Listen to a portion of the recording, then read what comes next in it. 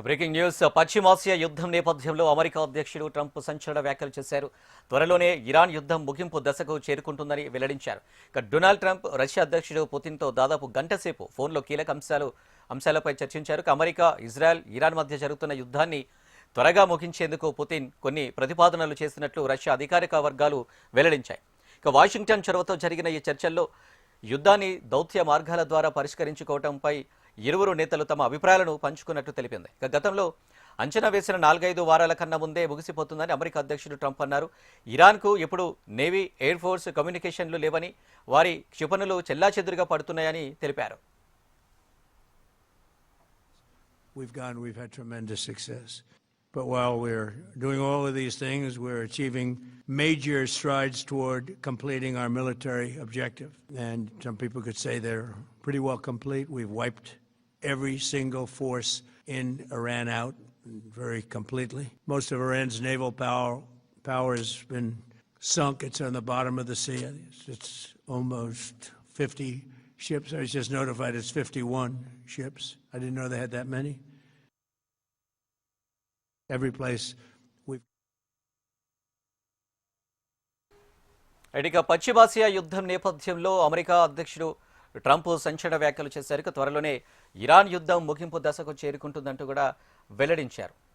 దీనికి సంబంధించి మరిన్ని డీటెయిల్స్ మా కన్సల్టెంట్ ఎడిటర్ శివప్రసాద్ అందిస్తారు. శివప్రసాద్, డొనాల్డ్ ట్రంప్ వ్యాఖ్యలు ఏ విధంగా చూడొచ్చు? అసలు నెక్స్ట్ ఏం స్టెప్ జరగబోతుంది?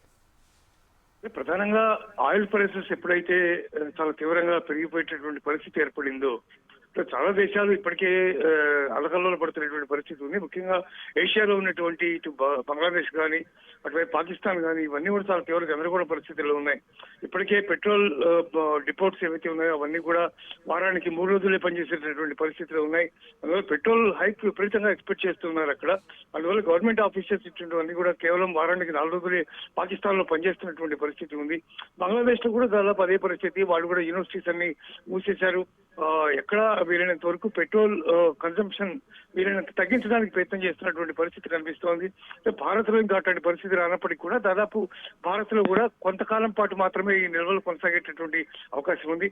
ఇవాళ హర్దీప్ సింగ్ పూరి ప్రత్యేకంగా దీని మీద సమావేశం నిర్వహించినటువంటి పరిస్థితి ఉంది. అలాగే పెట్రోల్ వ్యవహారానికి సంబంధించి ప్రపంచవ్యాప్తంగా జరుగుతున్నటువంటి డెవలప్మెంట్స్ దృష్ట్యా G7 దేశాలు కూడా ఇవాళ ప్రత్యేకంగా దీని మీద సమావేశమై ఏదో ఒక నిర్ణయం తీసుకోవాలనేటటువంటి ఆలోచనలో ఉన్నారు. ఇంత పెట్రోల్ పరిస్థితి ఇంత దారుణంగా ఉంది. ఎల్పిజి లేదు, అట్లాగే మీకు మేము డొమెస్టిక్ సిలిండర్లు కాకుండా ఈ విడిగా హోటల్కి సప్లై చేసేటటువంటి సిలిండర్స్ ఏవైతే ఉంటాయో వాటికి సంబంధించినటువంటి తీవ్రమైన ఇబ్బంది కలుగుతోంది. తద్వారా అన్ని దేశాల్లో కూడా ఒక హోటల్ మేనేజ్మెంట్స్ లేకపోతే మిగిలినటువంటి రెస్టారెంట్స్ వాటి నుంచి తీవ్రమైనటువంటి వ్యతిరేకత కలుగుతున్నటువంటి పరిస్థితి ఉంది. నిజానికి ఇవాళ కర్ణాటకకు చెందినటువంటి హోటల్ ఓనర్స్ అందరూ కూడా సమావేశమై వాళ్ళందరూ కూడా మేము హోటల్స్ మూసేస్తాం, మేము ఇది ఒక అనౌన్స్మెంట్ తీసుకున్నటువంటి పరిస్థితి ఉంది. అందువల్ల ఖచ్చితంగా ఇవాళ దీనికి సంబంధించినటువంటి ఇష్యూలో మేము పార్లమెంట్ లో నిలదీస్తామని చెప్పి కర్ణాటక చెందినటువంటి ఎంపీలు ప్రకటించారు.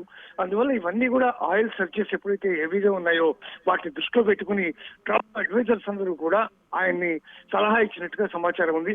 వాషింగ్టన్ పోస్ట్ ఆ మేరకు ఓ ప్రత్యేకమైనటువంటి కథనాన్ని వేసింది తమ యొక్క న్యూస్ పేపర్ లో. ఆ కథనం ప్రకారం ట్రంప్ అడ్వైజర్స్ అందరూ కూడా ఏదో రకంగా మీరు వారి నుంచి ఎగ్జిట్ అవ్వండి, దాని మార్గాన్ని చూడండి అని చెప్పి ట్రంప్ ని నిర్దేశించినట్టుగా సమాచారం. అందుకే ట్రంప్ ఈ రకమైనటువంటి వ్యాఖ్యలు చేశారని మనం చాలా సుస్పష్టంగా భావించవచ్చు.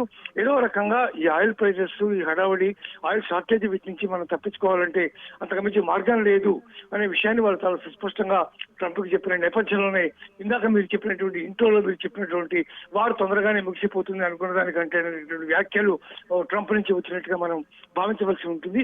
అయితే ఆయిల్స్ విషయంలో ఏమన్నా ఇప్పటికి కూడా ఇరాన్ ఏమన్నా ఇబ్బంది పెట్టే ప్రయత్నం చేస్తే మాత్రం ఇంతకంటే 20% హార్డ్ గా మేము మళ్ళీ బౌన్స్ బ్యాక్ అవుతాం, దారుణంగా కొడతాం, ఇరాన్ లేకుండా చేస్తామని చెప్పి కూడా ఆయన హెచ్చరికలు జారీ చేశారు. పుతిన్తో చర్చలు కానీ, మరోవైపు మెక్రాన్ అనౌన్స్మెంట్స్ కానీ, మెక్రాన్ కూడా అనౌన్స్మెంట్స్ చేశాడు. మా వార్షిప్స్ అన్ని కూడా స్టేట్ ఆఫ్ హార్ముజ్కి వచ్చి అక్కడ ఆయిల్ షిప్స్ ఏవైతే ఉన్నాయో వాటన్నిటికి కూడా రక్షణగా నిలబడతాయి. ఎవరిని అటాక్ చేయాలని ట్రై చేస్తే ఆయిల్ షిప్స్ ని నిర్దాక్షిణ్యంగా వాళ్ళ మీద విరుచుకుపడతామని చెప్పి మేక్రాన్ కూడా చెప్పినటువంటి నేపథ్యంలో కేవలం ఆయిల్, ఎనర్జీ వీటికి సంబంధించినటువంటి ఇష్యూసే ప్రపంచవ్యాప్తంగా తీవ్రమైనటువంటి ఇబ్బంది కలుగుతున్నటువంటి పరిస్థితి మనం చూస్తున్నాం.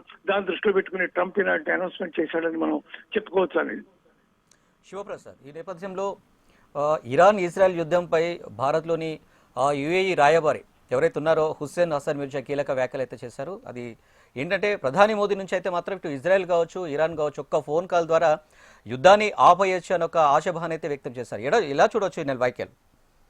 మోడీ, ప్రధానమంత్రి నరేంద్ర మోడీ ఆయన ఒక ఫోన్ కాల్ తో ఆపేయచ్చనేటటువంటి నమ్మకం యుఏఈకి ఉండవచ్చు. ఇట్స్ ఓకే, ఆయన ప్రపంచవ్యాప్తంగా అంత విలువ ఉంది, ఆయన మాటకు అంత గౌరవం ఉంది, ఇవన్నీ ఉన్నాయి. ఆయన మాట్లాడాల్సిన వాళ్ళందరితో మాట్లాడుతూనే ఉన్నారు, ఎవరితోనూ మాట్లాడలేదని అనుకోవడం పొరపాటు. నాట్ ఓన్లీ యుఏఈ, బహ్రెయిన్ లో దాడి జరిగినప్పుడు, బహ్రెయిన్ లో నిన్న అటాక్ జరిగినప్పుడు ఇరాన్ ఒక సివిలియన్ ప్రాంతాన్ని కుట్టినప్పుడు అందులో ఒక పర్సన్ చనిపోయారు, ఇల్లంతా కూడా డ్యామేజ్ అయినటువంటి పరిస్థితి. వీటన్నిటిని కూడా ఆయన ఎప్పటికప్పుడు పరిశీలిస్తూనే ఉన్నారు. సంబంధిత ప్రధానమంత్రులతో కానీ, మంత్రులతో కానీ, ప్రెసిడెంట్స్ తో కానీ ఆయన మాట్లాడుతూనే ఉన్నారు. ఈవెన్ అటు ఫ్రాన్స్ తో కానీ, లేకపోతే కెనడాతో కానీ అందరితోనూ ఆయన ఎప్పటికప్పుడు మాట్లాడుతూ తన అభిప్రాయాలు ఏం చేయదలుచుకున్నారు ఇవన్నీ కూడా పంచుకుంటూ ఉన్నటువంటి పరిస్థితి ఉంది.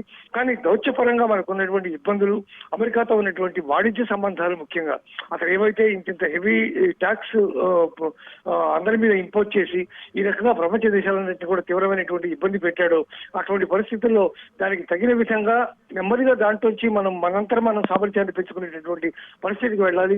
ఎవరితో ప్రత్యేకమైనటువంటి శత్రుత్వం కానీ, ఎవరితో ప్రత్యేకమైనటువంటి మిత్రత్వం కానీ పెట్టుకునే పరిస్థితి లేదు. అందుకే ఇరాన్ యుద్ధం మీద ఆయన ఇంతవరకు ఓపెన్ గా కేవలం శాంతి కోరుతోంది భారత్ అనేది మాత్రమే చెప్పారు తప్ప మిగిలినటువంటి అంశాలు ఏవి కూడా ఆయన ప్రస్తావించలేదు ఇప్పటి వరకు. కానీ దాన్ని బట్టి మనం అర్థం చేసుకోవచ్చు. అందువల్ల బహుశా ఇవాళ దేశాల సమావేశం ఉంది కాబట్టి speak with the other prime minister మాట్లాడిన తర్వాత దాని గురించినటువంటి సమాచారం తెలిసే అవకాశం కల్పిస్తూ ఉందండి. Right Shivaprasad, thank you.